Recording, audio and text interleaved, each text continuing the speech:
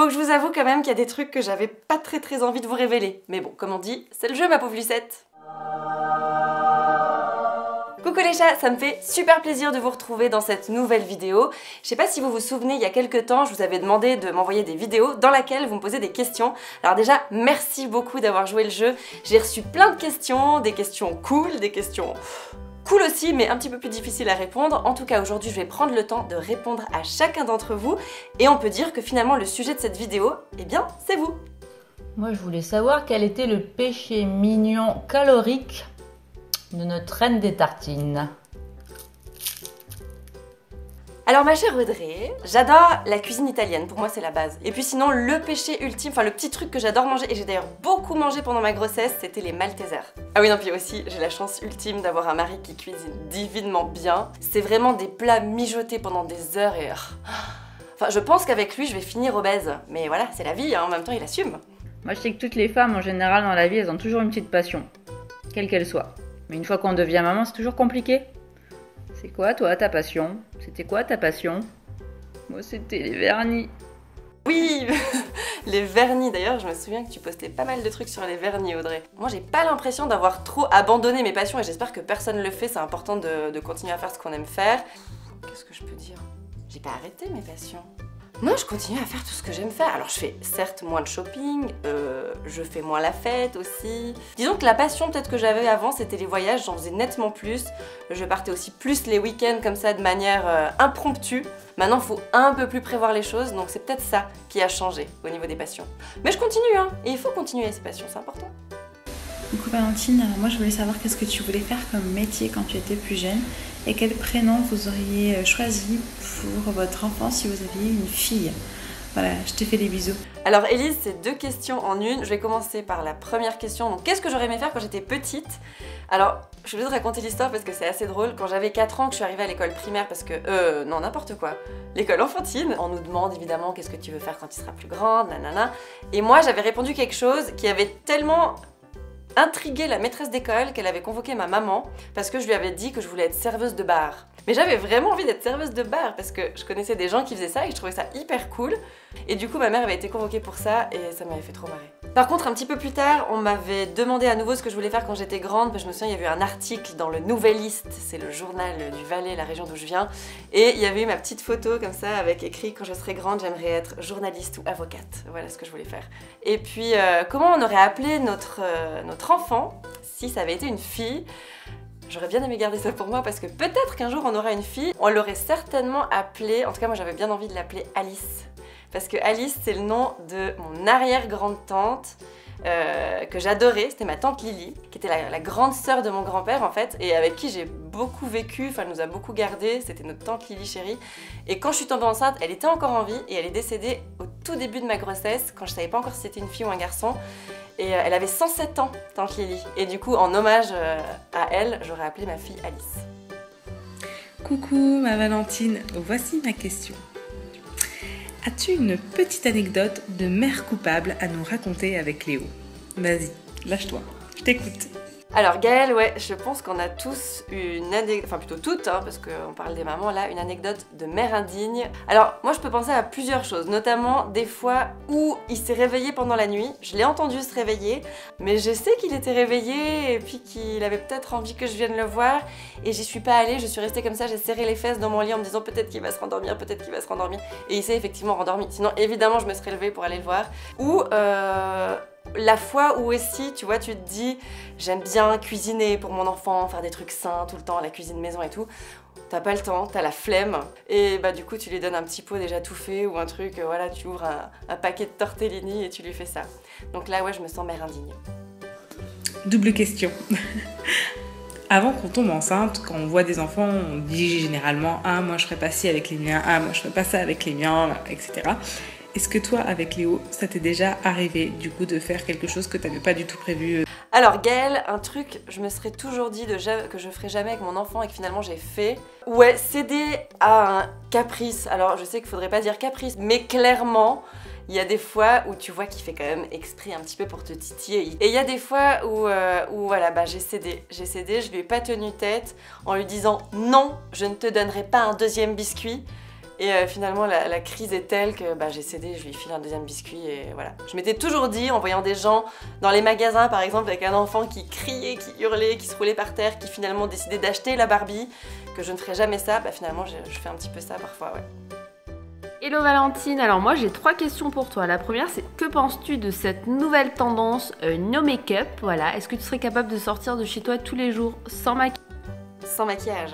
Alors la tendance no make-up, ma chère Jenny, oui je suis clairement capable de sortir de chez moi sans maquillage, ça m'arrive tous les week-ends, c'est surtout une histoire de flemme, mais à part ça pour moi le maquillage c'est pas une corvée, au contraire je trouve ça hyper cool, et d'ailleurs si j'étais un garçon ça me ferait cac parce que j'adore, on a cette chance nous de pouvoir sublimer une tronche de cake et je trouve que c'est cool, donc c'est pas une corvée, donc oui je le fais quand j'ai la flemme, mais sinon moi je me maquille toujours avec plaisir. Deuxième question, c'est où en sont tes petites antennes de repousse cheveux postpartum? Parce que moi, en ce moment, c'est catastrophique. Oui. C'est vrai que j'en parle souvent, alors je sais pas si on va bien les voir. En fait, elle parle de ça, ouais. Jenny, c'est ça. Donc tu vois, ils ont pas mal repoussé, mes petits cheveux postpartum.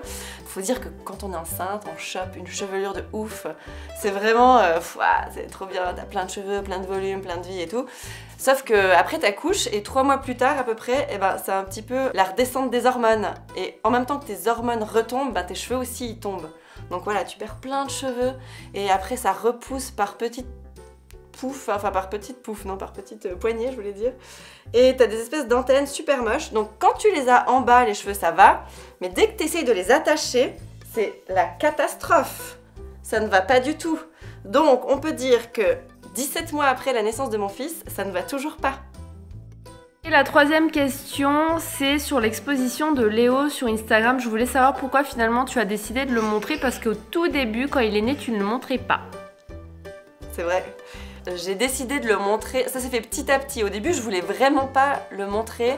Je voulais pas que les images de mon fils soient reprises par d'autres sites et qu'ils utilisent son image à d'autres fins. C'était surtout ça qui m'inquiétait le plus. Après, le fait qu'il soit exposé sur les réseaux sociaux, j'essaie de faire toujours attention d'écrire quelque chose sur son visage pour justement éviter qu'on puisse reprendre les images. Mais je me dis en même temps, il est exposé tout le temps dans la rue, je croise des gens, tout le monde le voit. Donc l'idée c'est pas de le cacher au monde parce que en même temps je trouve que c'est le plus beau du monde évidemment. Mais c'est vrai que j'essaie de faire attention à ce que les images ne soient pas détournées. C'est surtout ça qui me fait très très peur. Ça a évolué sur les réseaux sociaux, notamment sur Instagram, et que petit à petit on le voyait de plus en plus. En fait il a fait un demi-tour. D'abord on voyait de derrière, après on le voyait de profil. Et voilà, maintenant on le voit de face et je sais pas combien de temps ça va durer, je sais pas si je risque de changer encore d'idée vu que je suis un petit peu une girouette, on verra. Bonjour Valentine, la reine des tartines, ici Jessica du blog Pink Cappuccino. Je voudrais connaître ta recette des tartines pour faire manger des légumes aux enfants. Ma recette de tartines pour faire manger des trucs aux enfants. Je vais te dire un truc, ma chère Jessica, il n'y a pas de miracle. Je crois que si un enfant a décidé de ne pas manger quelque chose, il ne mangera pas. Mais je crois qu'il a goûté à tous les légumes. Je lui ai tout fait, des vieux légumes, du pané, des trucs qui se font absolument plus. Et il adorait ça. Mais là, depuis quelques semaines, je dirais même depuis un bon mois, il fait un rejet du légume. Donc j'essaie un petit peu de les cacher dans diverses recettes, notamment des gratins. Où entre les tranches de pommes de terre, je mets des tranches de rave, ou voilà, ça c'est un petit peu la technique filou pour faire manger des légumes. Mais ouais, je dirais peut-être de déguiser un petit peu la vérité, comme on peut faire pour faire passer de mauvaises nouvelles. D'enrober ça dans un petit peu de sauce, ou bien... la ratatouille par exemple, c'est le seul truc qui marche bien avec mon fils, parce que je laisse tellement cuire longtemps que les légumes sont limite caramélisés, ça prend presque un goût sucré, donc là ça passe. Et puis ça sur une tartine, pourquoi pas sur une petite tartine de pain aillé, un peu comme il ferait dans le sud, tu vois, avec un peu de piment d'Espelette. Essaye! Coucou Valentine! Surprise! C'est un petit chat de Paris. Alors, ma question c'est, quand est-ce que tu comptes revenir sur Paris justement pour faire une espèce de grosse rencontre Insta-maman? Voilà, on te fait plein de bisous, bye bye! Plein de bisous, trop chou! Alors, Juju, je pense revenir un jour, c'est certain. La dernière fois qu'on avait fait une grande rencontre avec plein d'Insta-mamans, c'était au mois de février et on avait vraiment galéré à trouver un endroit qui pouvait toutes nous accueillir parce qu'évidemment, l'été c'est plus simple, on peut prévoir de se rencontrer dans un parc ou enfin voilà. Donc je pense que la prochaine rencontre Insta-maman sur Paris se fera probablement l'été prochain. Ou alors au printemps, tu vois, mais il faudrait vraiment qu'on n'aille pas à se prendre la tête avec un lieu parce que la dernière fois on avait dû refuser du monde pour pouvoir accueillir tout le monde dans ce lieu qui était génial d'ailleurs. Comme ça on peut faire ça genre, je sais pas, au pied de la Tour Eiffel ou... Ah non, à Versailles! Dans les jardins du château de Versailles. Ça peut être une cool idée ça. A plus Paris! Salut Valentine, alors moi j'avais une question, c'était de savoir si tu avais des conseils à donner à quelqu'un qui a peur d'avoir des enfants. Salut JD. Alors, le grand JD, c'est un espèce de malade mental qui a une chaîne YouTube absolument brillante. Donc si vous ne la connaissez pas, allez la voir. Le grand JD, sur YouTube, il fait des trucs de malade. Notamment, une série qui s'appelle Fantasma. Donc pendant la nuit, le grand JD, il va visiter des endroits qui font très très peur. Franchement Julien, je comprends pas. Si tu as peur de faire des enfants, comment tu oses faire des trucs comme ça? Pour moi, c'est ça les boules, d'aller passer la nuit avec des fantômes ou alors dans des hôpitaux psychiatriques désertés. Donc si tu oses faire ça, je pense que tu devrais avoir les coronesses de faire un enfant. Et d'ailleurs j'ai vu dans tous les commentaires de tes vidéos, les gens ils disent que tu as le trophée de la couille d'or. Alors je pense que si tu as des couilles en or, tu devrais faire des enfants en or. Mais vas-y, fais des enfants, il n'y a aucune raison d'avoir peur, c'est hyper cool. Tu vas t'éclater et tu pourras les prendre dans tes aventures avec toi. Et je pense qu'ils auront vraiment de la chance d'avoir un papa comme toi parce que tu auras des super histoires à leur raconter. Voilà les chats, c'est tout pour aujourd'hui. J'ai déjà répondu à pas mal de questions, mais j'ai plus de salive, donc on s'arrête là. On continue une prochaine fois, c'est promis, je reviens très très vite avec la suite des réponses de ce FAQ. Et puis je vous donne rendez-vous la semaine prochaine avec la vidéo que vous me demandez le plus, je crois, sur les réseaux sociaux. C'est les cadeaux que je vais faire à mon fils pour Noël. Wow.